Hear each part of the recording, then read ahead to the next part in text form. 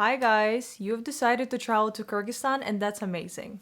In this video, I would like to share some tips, recommendations, and essential information about Kyrgyzstan. What do I know about Kyrgyzstan? Well, I was born and raised in Bishkek, Kyrgyzstan, and I am basically 100% Kyrgyz. But why am I making this video? Well, having studied abroad, many of my friends and acquaintances are telling me that they are planning Kyrgyzstan trip in the near future. So I've been getting a lot of questions, a lot of misconceptions that I've realized there are about Kyrgyzstan, but also information gaps, which is why I'm making this video to fill at least some of those gaps. If this video doesn't cover your specific question, please leave it in the comments and I will be happy to answer it. And if there will be many unanswered questions, then I might make a second part to this video. So let's get into it. In the course of the video, I will be looking down or sideways because I'm looking at my notes here. So ignore that, please. First things first, let's discuss some basic background about Kyrgyzstan. From interesting facts, you might know that it's the second most mountainous country in the world. We are the so-called Switzerland of Central Asia. We have ginormous mountains as well. And I think around like 94% of the territory of Kyrgyzstan is covered by mountains. So a lot of mountains, a lot of hiking naturally. I think one of the highest peaks is like above 7,000 meters. I'm gonna double check on that info. We are also a country that is the farthest away from any major body of water, meaning like seas or oceans. We're literally in the middle of a continent, so it's pretty dry here. Get a moisturizer with you, you're gonna get dry. We do have some lakes, but they're not ginormous, right? We are a post-Soviet country, so yes, we were part of the Soviet Union. Because of that, Russian is still an official language in Kyrgyzstan. However, Russian is mostly spoken in the capital, Bishkek. Everywhere else in the regions, it's less profound at this point. So if you're in the capital, Russian will take you anywhere. In other regions, it might be less useful. So knowing some Kyrgyz phrases would be really useful. In terms of overall, the culture, we are collectivist culture, so it's quite different from the West. It's more like the East, right? So family plays a very important part of the culture. For parents, the kids are basically the world, but also their own parents. So as an adult who has kids and parents, you have to look after both. Stereotypically and honestly, factually, we are very hospitable. So I've heard so many stories of foreigners being invited to like houses of Kyrgyz people, and it doesn't really happen in the capital. Again, it's mostly something that would happen like in the region, like in a very outskirt, and an interesting place. And honestly, just go for it. Like it's safe. I think it's nice. I mean, unless you feel really uncomfortable, of course trust your gut as well, but otherwise I've heard so many good stories. Very generally, because we're a collectivistic culture, our hierarchy system is very much in terms of age. So the older the person, the more respect he or she has to get. So be sure to be very respectful to older people. And in public transportation, if you use it, make sure to give up your seat for elderly, to pregnant women, to women in general, and to kids, like very small kids or people with kids. And while we are a post-Soviet country, our roots are ancient. Like I think the earliest mentions were like before our era. Kyrgyz language is a Turkic language, so it kind of resembles Turkish language. It is quite similar to Kazakh, a little bit to Uzbek, maybe to some extent to Turkmen language, and some other languages. When it comes to English language, English is not widespread in Kyrgyzstan, but I think with every year there's more and more Kyrgyz people speaking English, at least some basic level. So again, of course, like in, let's say, hotels, all the touristy places, there will be people speaking English for sure, the staff members, but like random places, you'll probably need a translator, so make sure to be prepared for that. I am not sure what would be the best translator to have. I think, honestly, ChatGPT has been quite okay. Google Translator is doing okay as well, so Central Asia in general has a very different vibe. Definitely not like in the West, like, you know, let's say the Netherlands, US, England, etc. And it's also not exactly like East or Southeast Asia. It's definitely a vibe of its own. And the way Central Asians look, I always think it's basically we're kind of like Asians because most of us look like Asians. And honestly, we have some very interesting looking people. Some of them would have blue or green eyes while still looking very Asian. You know, that's very normal to both Kazakhstan, Kyrgyzstan, etc. The correct way to pronounce Kyrgyzstan is Kyrgyzstan, or also Kyrgyzskaya Respublika, which is Kyrgyz Republic. Please, if you're a Russian speaking person, don't say Kyrgyzia. That's just not correct. In Russian now, it's not Kyrgyzia, it's Kyrgyzstan. That's in Russian language. So please be careful with that because many Kyrgyz people get upset when you say Kyrgyzstan, Kyrgyzia. So it's better to say Kyrgyzstan. A little bit, you know, add the tougher version of the E. It's U. Next, let's discuss the weather. In Kyrgyzstan, we have 4 distinct seasons, which is winter, spring, summer, and autumn. The winters are cold. In some regions, like Narin, I think this is the coldest place in Kyrgyzstan, it gets to like what, minus 40, minus 50 Celsius, right, at night. In the capital, I think the lowest temperatures in winter, it can also get to like minus 20 sometimes, but more frequently between like -5 to -15. It's pretty cold in winter. Generally, I wouldn't recommend coming in winter. It's just cold. And in the capital in Bishkek, the air pollution levels can get pretty bad. However, on the other side, you can ski and snowboard for very cheap. Comparatively to the rest of the world, honestly, it's very cheap here. So see for yourself. One of the best ski resorts at the moment is Karakhou Caprice. However, in the near future, they're building more and more complexes resorts. So perhaps if you want to ski in Kyrgyzstan, wait for a couple of years before those are built, and then you can see for yourself. We do have more resorts, but they're quite small. You know, there's apart from skiing or snowboarding, there isn't much to do. There are guest houses not too far from those places, but they're like okay, right? And apart from skiing and snowboarding in winter, I don't know what else you would do because hiking and doing all that stuff, I mean, it's freaking cold. Like, why would you go through that? It's really cold. For your first time to Kyrgyzstan, just don't travel in winter. Next is spring. Spring is pretty nice, but the transitional seasons in Kyrgyzstan are kind of non-existent. It gets very quickly from like -5 to -20 in basically in the span of a week, and you don't really have those medium temperatures of like 15 degrees, you know. I've been quite surprised that that was a thing in like, let's say in the Netherlands where I lived for 3 years. I think by the end of April, it's already quite warm. It's gonna be, I think, like 20, 25 degrees-ish.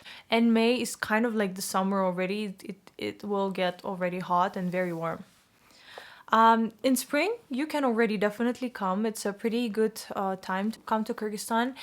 By the end of spring, in spring generally, that's the season of klishi. What are they in English? So be careful if you're hiking and spending a lot of time in the nature. Please do wear like long socks, pants, cover as much skin as you can, and use like the sprays. So be careful.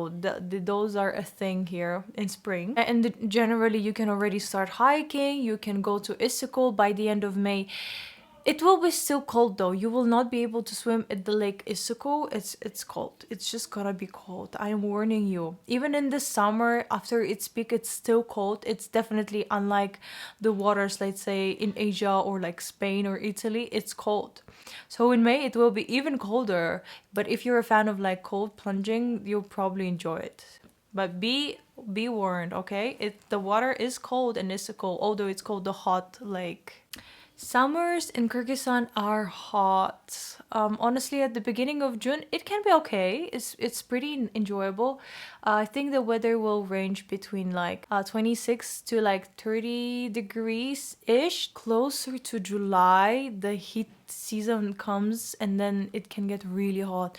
Honestly, in some years we got to like 40-42 degrees, and with our dry air it's just really burning. Kyrgyzstan is also a very sunny country, so the sun makes up for all the heat, and oh my god, that was just freaking hot. So I also don't suggest coming to those heat days, especially if you'll be in the capital or like in the cities in the heat. Oh my god, it's hot.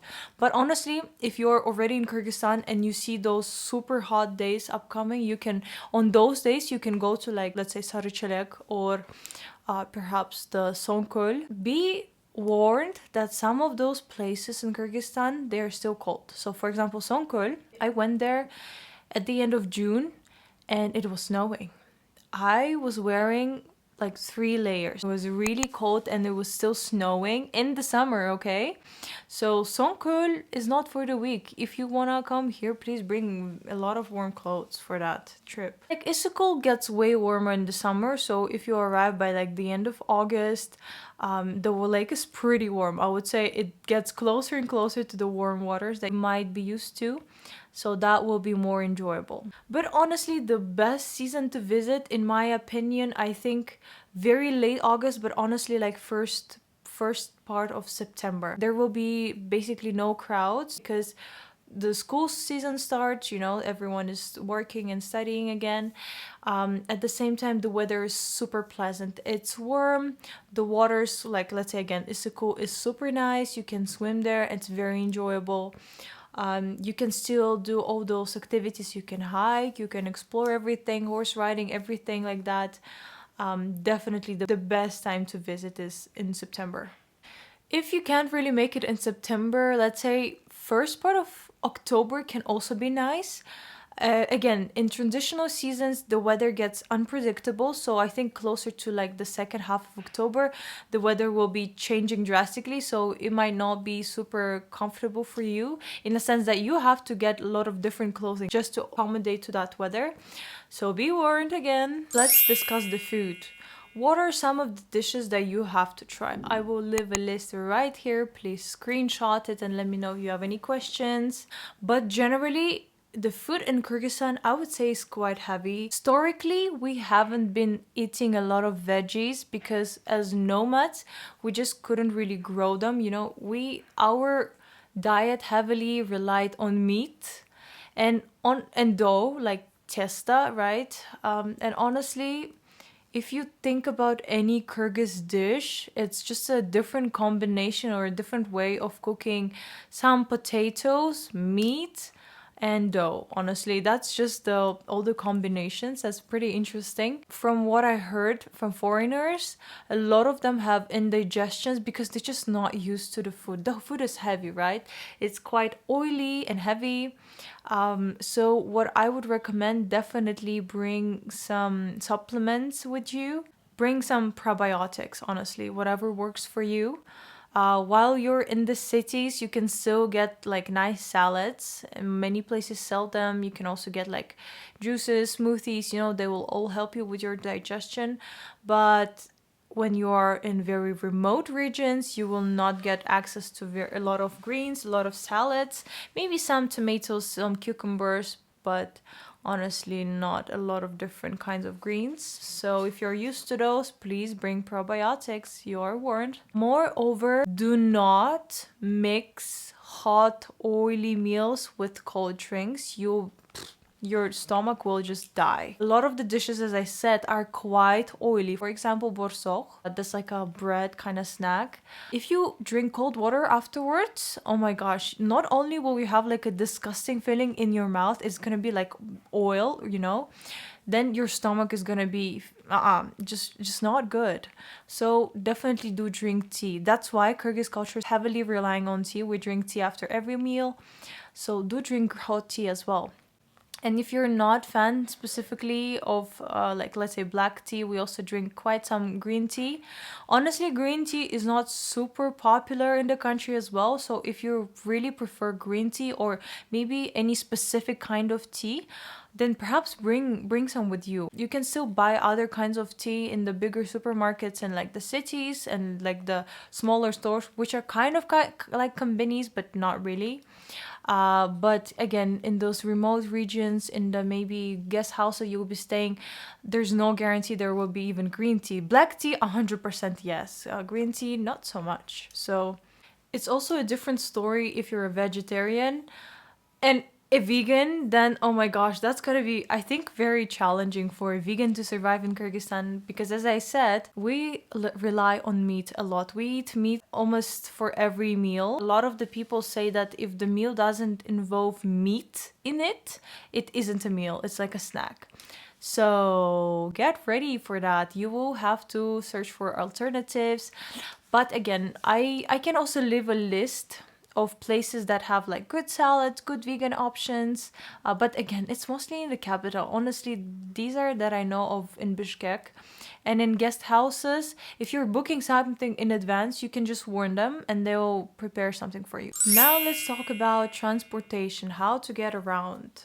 So first things first, there are multiple airports as of today in Kyrgyzstan. The main one is called Manas International Airport, which is located right outside of Bishkek. And the code has switched from FRU to BSC, so careful with that. And also be careful in a sense that the airport in Bishkek is called Manas International Airport, right? But we also have the city of Manas, which is like in the south. So don't get confused, please, because that's a pretty long way of traveling between those cities if you get mistaken. But honestly, I think most of the international flights are only going from Bishkek. So you should be fine. When you arrive to Bishkek and you have to get, like, let's say to Bishkek itself, the moment you step out of like the gates where it's the arrival section, there will be a swarm of taxi drivers being like, taxi, taxi, taxi. My personal recommendation is to avoid them and just get past. Just say no, no, no, thank you, no, thank you, and keep going. Don't stop there. Don't look confused because they'll be very insistent. They'll be like, help, help, taxi, taxi. Just say no. They're gonna overcharge you, and you never know what kind of car you might get. Honestly, not my best recommendation. So what you can do is instead is perhaps if you're booking like a tour, you can arrange it with them. They can get you like a nice car. If you're also booking with like what booking.com, I think they also have like transfer options, but I think the cheapest option for you would be to just order a taxi on spot. So for that, download on Yandex Taxi app. It's basically like Uber here. Just go to the app, order a taxi, and you can pay with cash afterwards. You can also link your card in the app and just pay by card. So I think that would be the safest option. And yeah, you will be able to track your trip. You will know exactly how much you will be charged. So that's very nice. And the customer support in Yandex app is very good and very responsive. So you'll definitely enjoy it. So my best recommendation is to use it. Secondly, how to get around within the city. In Bishkek or like the major cities, it's easy. Just use a taxi. Honestly, it's super cheap compared to like, again, the West, let's say. However, if you want to save even more, you can definitely just use public transportation. With public transportation, you can use the app Dvagis. Dvagis is like a local map. It has all the different routes, the different buses, the schedule, the everything. I'm not sure if Google Maps know how to get around. Honestly, I've never heard, but you know, just for your own convenience, perhaps again use the taxi. They're quite cheap again. Within the city, to give you approximate prices, I think like an average of a trip would be between 4 to maximum of $8, depending on if you go like quite far. Then when it comes to traveling intercity, that's a little challenge for tourists because unlike in Europe or the Americas, we don't have trains. I mean, we have some trains, but it's not a widespread method of transportation here. Not a lot of Kyrgyz people would use trains to get around because there's just not a lot of connections in between the cities. So everyone relies on cars or buses. So buses would be your best bet in that sense. So one app that I would recommend is the Go Bus. Just download the app. You can also book your trip over there. Next alternative, there are some chats on Telegram, and it's more for like hitchhiking, and a seat normally starts from $10, so I think also pretty affordable. And you can just use any driver. You can just call them, message them on Telegram, and like inquire the trip details. You don't have to book very much in advance for this method. Through Telegram chats, you can basically check whatever the cars are available like 1 or 2 days beforehand. However, if you're going to a very remote place, then perhaps you need a different method of transportation, honestly. And for that, I would highly recommend you tours. Honestly, if you're, let's say, if you're basing yourself in Bishkek and you want to go to different locations, that might be the easiest way. There are, for example, some companies that do tours for multiple days. They'll get you to the biggest places like the Issyk Lake. They will make stops, show you around, tell you about it. And in terms of tours, I know some good companies that are both English friendly and local friendly, as in they're mostly targeted towards locals. However, they also have quite some tourists, and they have tour guides that speak English as well. I'm gonna leave recommendations here as well. Also, just specifically for this video, I've made a threads post where I asked the locals to share good recommendations in terms of places to stay, guest houses, but also tour companies. I'm leaving the link to the threads post here so you can check it out for yourself. Yeah, so sometimes honestly traveling around in that sense is easier when you just have a tour. It can get expensive if it's a private English speaking tour, but some of those companies are ready to fully prep your trip. They will book everything for you. It's going to be very comfortable, so see for yourself. However, if you really want to save money, then what I would recommend is, in that sense, I guess, a hitchhike. I've heard a lot of stories of travelers just hitchhiking on the roads. They would be like, oh my god, can you drop me off there and here? And it works for many foreigners. I did hear of some negative stories, so be careful with those. But as a rule of thumb, I would generally recommend you to go on a tour. It's just way easier and safe in that sense. And now let's discuss safety. I've seen so many misconceptions about the safety situation in Kyrgyzstan, and while we're not the safest country in the world, I think we're pretty safe in general. Of course, there are always exceptions, right? And if you're walking alone in a very sketchy neighborhood at night, there might be something happening, but generally I think it's quite safe. To give you an example, there's a lot of kids during the day, like there will be first graders, in primary school, and they're fully independently walking on their own, and everyone knows they're gonna be fine because like other people will look out for them as well.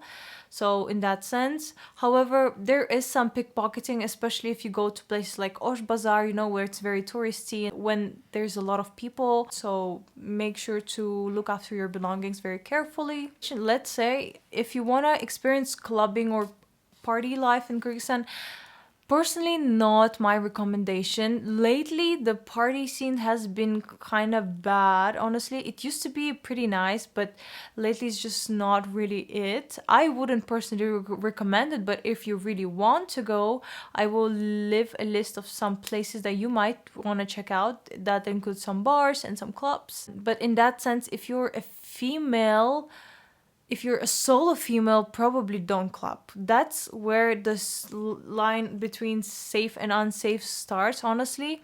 There might be men, disgusting men, there might be some touching. Honestly, I just don't recommend it. Me and my girlfriends had a lot of negative experiences with drunk men in clubs, and I just don't recommend. So if you're a female, you don't have any men with you, just don't club. Please just don't. It's unsafe. But is it safe generally as a solo female? I think normally yes. I think if you don't go with sketchy people and you're very careful about what you do, it's definitely okay. Let's also address the topic of bride kidnapping. And while yes, it used to be a part of our culture, it's not normalized anymore. It's actually now against the law to practice bride kidnapping. It still does happen sometimes, but it's mostly in those villages, and it's not in the bigger cities. It's not practiced here. But also, let me give you some background about bride kidnapping. It used to be fully consensual. So when you would kidnap a bride, it's basically, let's say you're dating someone, and then one of your parents disapproves and they're like, no, you're not gonna marry her or him. So then the young couple, they're like, like, okay, let's do the bride kidnapping, because then the parents basically can't say no. So then the boyfriend would still hurt his girlfriend because she gave consent, and then it's basically it. And in the situation where it's non-consensual, you basically don't know who the heck your husband, your fiance is. Those are super rare, and that's just crazy. And honestly, that's a big misrepresentation, misuse of the old tradition. I very much still disagree with the tradition, right? Because of the way it has been ruined, I would say, in some way. However, as a foreign woman, I don't think you're in a danger of being kidnapped as a bride, especially even in the region, because those traditional Kyrgyz men who would practice non-consensual bride kidnapping would want a very calm, a very obedient wife who will give him gazillion children, cook every day, basically worship his parents. Unless you exactly fit this description, you're safe from bride kidnapping, trust me. Okay, and for the last part, I also do want to share some places recommendations, or at least maybe some accounts where you can get that inspiration from. So let me also share a disclaimer. In terms of shopping, you don't travel to Kyrgyzstan for the city, for like Bishkek, let's say. You don't really travel to Kyrgyzstan to majorly shop here, because many of the international brands just are non-existent in Kyrgyzstan. For example, we don't have Zara, we don't have H&M, we don't have McDonald's, we don't have Burger King, we don't have basically any major store that you know. We have a lot of the localized versions of them, but not the international ones in themselves. The only official one that we have is currently KFC. That's the only official big shop that we have. Oh, we also do have Mango. I think it's only one store. And we recently had Adidas open, but I'm not sure if it's an official one or whether it's just resellers. So don't travel to Kyrgyzstan to shop. Just shop at your own home country. But what you can buy here is, of course, souvenirs. And in terms of souvenirs, what I would personally recommend is get tolkan if you want something sweet.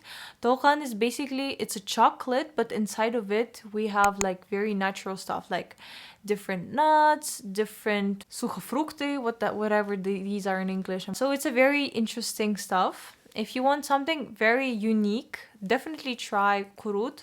You can also get it for your friends or like family at home and make them try it. It's gonna be really funny. Record a reaction because it's really funny. Just try kurut yourself first in Kyrgyzstan and then make your friends and family at home try as well. What is a different unique souvenir you can get? It's like a silk scarf. It's a big thing here.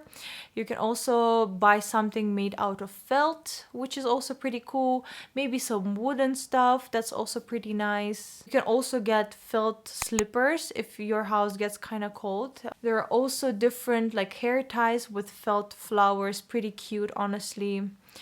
You can buy them. The cheapest deals you will get if you go and buy them at the Osh Bazaar. If you don't want to go to the bazaar, you can get them at the mall in Tsum. I think one of the floors is fully just, dedicated for like Kyrgyz merchandise. But it's gonna be way more expensive there. I also do want to warn you, try to negotiate the prices in places like bazaars or stores like that.